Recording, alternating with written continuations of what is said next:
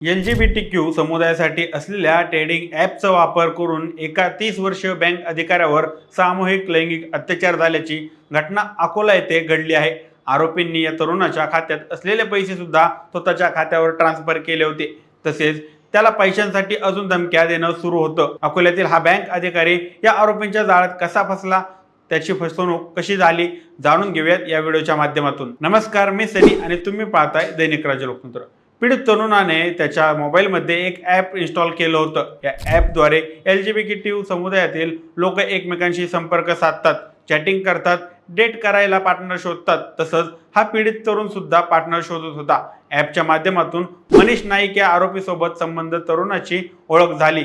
त्यानंतर 14 जूनला आपण शहराच्या बाहेर कुठेतरी भेटू असं ठरलं। ठरल्यानुसार पीडित तरुण आणि आरोपी मनीष नाईक भेटले आणि कारमधून शहराच्या बाहेर असलेल्या हिंगणा फाट्याजवळ गेले। त्या ठिकाणी दोघांनी संबंध प्रस्थापित केले, पण इतक्यात आरोपी मनीष नाईकने इतर साथीदारांना बोलवून घेतलं आणि त्यांनी सुद्धा त्याच्यावर अत्याचार केला।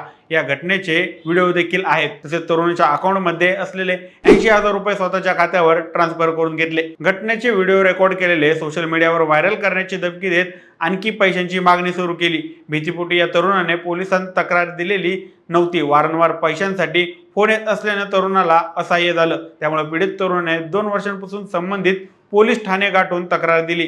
त्यानुसार पोलिसांनी गुन्हा दाखल केला आहे, अशी माहिती संबंधित पोलीस ठाण्याचे पोलीस निरीक्षक मनोज केदारे यांनी माध्यमांना दिलेली आहे। पोलिसांनी पीडित तरुणाच्या मदतीने सापळा रचला आणि आरोपी मनीष नाईकसह मयूर बागडे या 2 आरोपींना अटक केली असून आणखी 2 आरोपी फरार आहेत। पोलीस त्यांचा शोध देखील घेत आहेत।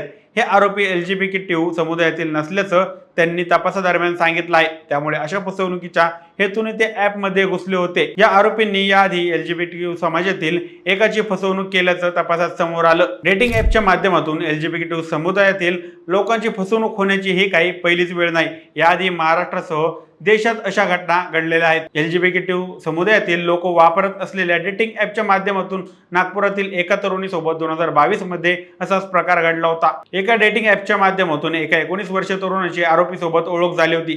त्यानंतर भेटायला बोलून आरोपीसह त्यांच्या एका मित्रानं या पीडित तरुणावर अत्याचार केला। त्यानंतर दोघांनीही पळ काढला होता। नंदनवन पोलीस ठाण्यात हद्दीत ही घटना घडली होती। यानंतर पोलिसांनी आरोपीला अटक करून गुन्हाही दाखल झाला होता। तसंच याआधी पुण्यात सुद्धा अशा घटना घडलेल्या आहेत, पण यापैकी बोटावर मोजण्या इतके लोक पोलिसांकडे तक्रार करतात, कारण आपली ओळख सार्वजनिक होण्याची भीती या लोकांना असते।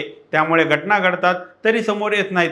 पण अशा डेटिंग ॲपच्या माध्यमातून LGBTQ समुदायातील लोकांसोबत फसवणुकीच्या घटना घडल्यानंतर जे लोक पोलीस ठाण्यात जाऊ शकत नाहीत, त्यांच्यासाठी पुण्यात युतक नावाचं संस्था काम करत आहे। फक्त भारतातच नाही, जगभरातही LGBTQ समुदायातील लोकांच्या अशा डेटिंग ॲपच्या माध्यमातून फसवणूक झाल्याच्या घटना अनेक वेळा समोर आलेल्या आहेत। इंग्लंडमध्ये पोलिसांनी अशा टोळीला अटकही केली आहे। इतकंच नाही तर इजिप्तमध्ये पोलिसच LGBTQ समुदायातील लोकांना टार्गेट करण्यासाठी या डेटिंग ॲपचा गैरवापर करत असल्याचं समोर आलं होतं। इजिप्तमध्ये LGBTQ समुदायाविरोधात कुठलाही कायदा नाही, पण अशा डेटिंग ॲपच्या माध्यमातून फेक ID बनवून पोलीस त्या व्यक्तीसोबत बोलायचे, त्या व्यक्तीला भेटावं यासाठी विश्वास निर्माण करायचे आणि यानंतर अश्लीलता या आरोपाखाली त्यांना अटक करायचे। डेटिंग ॲपवरून फसवणूक होऊ नये यासाठी नेमकी काय खबरदारी घ्यायला हवी, त्या व्यक्तीला भेटायला जाताना कुठल्या गोष्टी लक्षात ठेवायला हव्यात, याबद्दल युवक संस्थेचे अनिल सल्ला देतात। डेटिंग ॲपवर ओळख झाल्यानंतर आधी समोरच्या व्यक्तीची फोटो घ्यायला हवी। फोटो मागवल्यानंतर हे फोटो त्याचेच आहेत का हे तपासून बघायचं। याआधी 1-2 वेळा व्हिडिओ कॉलवर त्याला बोलायला हवं। यानंतर सहज गजबजलेल्या परिसरात भेटून त्या व्यक्तीची ओळख करून घेणं, तो कसा बोलतो, तो कसा वागतो, हे सगळं निरीक्षणातून समजून घेणं।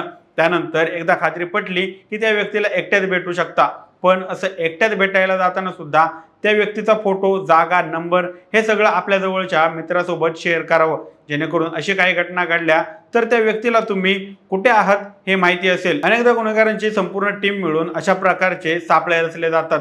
त्यामुळे तुमच्या वैयक्तिक क्षणांचे व्हिडिओ देखील काढले जातात, मारहाण देखील होते। त्यामुळे अशा घटनांपासून सावधान राहा, सतर्क राहा, जेणेकरून तुमचं भविष्य धोक्यात येणार नाही। अशा प्रकारच्या ॲपचा वापर टाळणे हाच एक सगळ्यात उत्तम पर्याय आहे। बाकी तुमचे मते याबद्दल काय आहेत आम्हाला कमेंट करून नक्की कळवा आणि जर दैनिक राज्य लोकतंत्र चॅनलवर नवीन असाल तर चॅनलला नक्की सबस्क्राईब करा। धन्यवाद।